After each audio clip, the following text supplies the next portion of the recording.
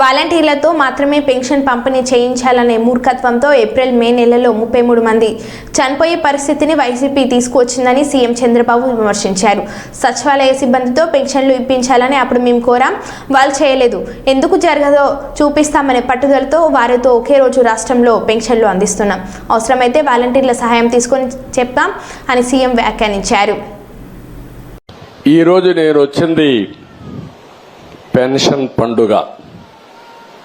ప్రతి నెల మొదటి తారీఖున మొన్నటి వరకు అన్నారు, మీరు చూశారు, వాలంటీర్లు పెట్టాం కాబట్టి వాలంటీర్లు ఇచ్చారు.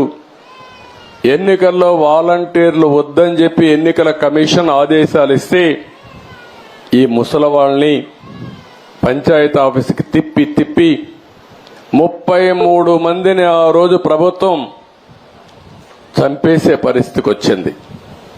మంచి ఎండలు మే నెలలో ఎండల్లో తిప్పి దిక్కుదిలిన పరిస్థితిలో ఏప్రిల్ మేలో 33 మంది చనిపోయారు. మేము ఆ రోజు పోరాడాం, అయినా కూడా వినలేదు. ఈరోజు గ్రామ సచివాలయం ఉంది, 1,20,000 మంది ఉన్నారు. 1,20,000 మందిని ఉపయోగించుకుంటే 40-50 పెన్షన్లు ఇస్తే అయిపోతాయి. ఈరోజు అందుకనే ఆ పట్టుదలతోనే గ్రామ సచివాలయ సిబ్బందితో ఒకే రోజు రాష్ట్రంలో అందరికీ పెన్షన్ ఇచ్చే కార్యక్రమానికి శ్రీకారం చుట్టాం. ఎందుకు జరగదో చూపించాలని.